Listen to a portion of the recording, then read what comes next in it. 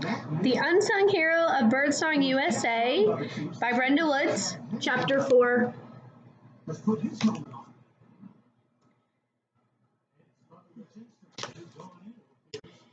Summerlin, the gray-haired owner of the drugstore and soda fountain, patted the top of my head. "You're a lucky boy, Gabriel. Mighty lucky indeed," he declared. "Must be a guardian angel watching over you." Angel? It wasn't an angel. It was a man who saved me, I told him. "What man?" a handful of people asked at the same time. I scanned the faces around me, but his wasn't among them. Then I looked beyond the crowd and saw him standing across the street with his tools, fixing my bicycle. I pointed. Him!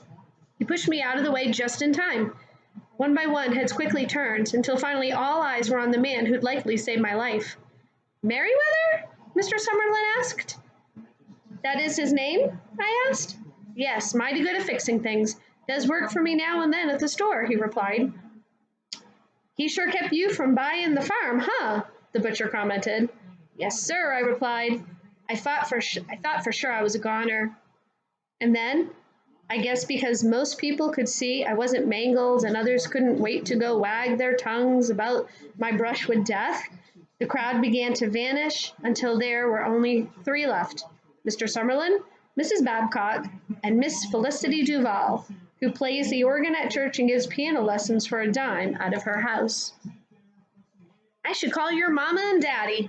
Have them let Doc Riley give you the once-over just in case, especially that elbow," Mr. Summerlin advised.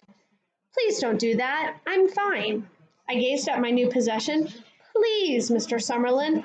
They'll take my bicycle away and I'll never be able to ride it again.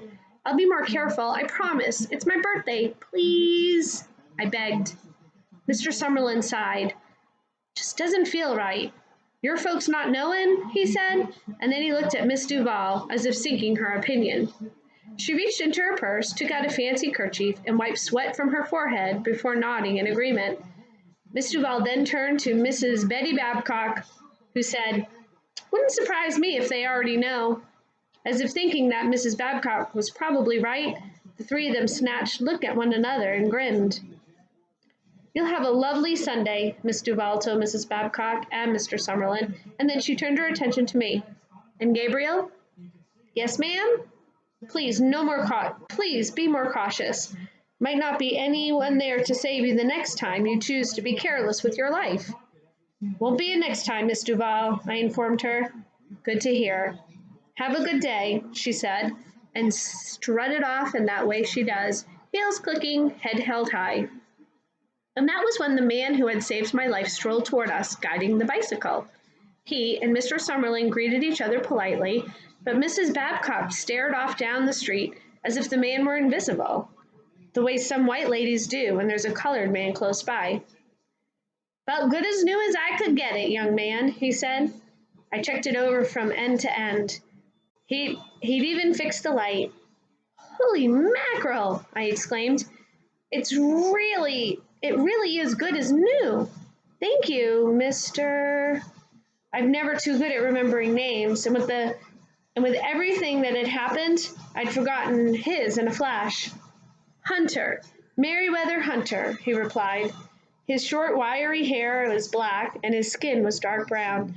He had a nice smile and a thick mustache, and was tall, but not so tall that a person would think too much about it. I introduced myself. "I'm Gabriel." "It's a fine name," he replied. I read the sign around his neck. "Can you fix cars?" I asked. "Most things with an engine. Even a P-51 Mustang?" I inquired. A fighter plane? Never worked on one, but I suppose an engine's an engine. My Uncle Earl was a pilot, flew a P-51 in the war. He was even at the Battle of the Bulge," I boasted. He looked away before replying, "That's so, Battle of the Bulge. Yeah, but not long after that, he got hurt. Broke some bones when he crash landed, but they were able to fix him, so he's almost good as new." "Kind of like your bicycle," he said. "Yes, sir, I suppose so," I answered, then continued. "He's a genuine war hero, and soon as I'm of age, I'm going to enlist and go to flight school too. He'll be in Charleston on Saturday. They're having a big parade for all the South Carolina war heroes, I informed him. He looked up at the sky, squinted into the sun, then gazed off toward the green foothills. A parade, was all he said. Mr. Summerlin finally cut in. By the time I headed back to work. And Merriweather? Sir? Thank you for preventing this from becoming a very tragic day. You're mighty welcome, Mr. Summerlin, sir, he replied. Gabriel? Mrs. Babcock interrupted. Yes, ma'am? Hurt or not, I'd like to see to it that you get home safe and sound. But I was about to go show Patrick. She didn't let me finish. Instead, she spoke to Merriweather. Do you think that bicycle will fit in my car, boy? Merriweather's eyes met the ground. And a big old roadmaster? It sure oughta, ma'am. But, I pleaded. But nothin', Gabriel Haberlin. I've decided, she replied softly. But there was steel mixed in with her words, like Mama's words get when she's not changing her mind. So I knew Betty Babcock meant it.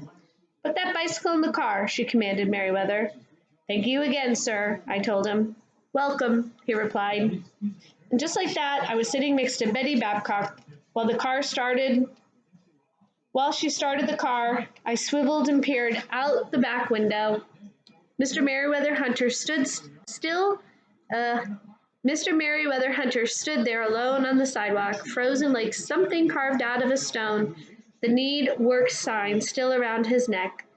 Mrs. Babcock gently patted my hand and put her foot on the gas, and the big yellow chariot zoomed down the street.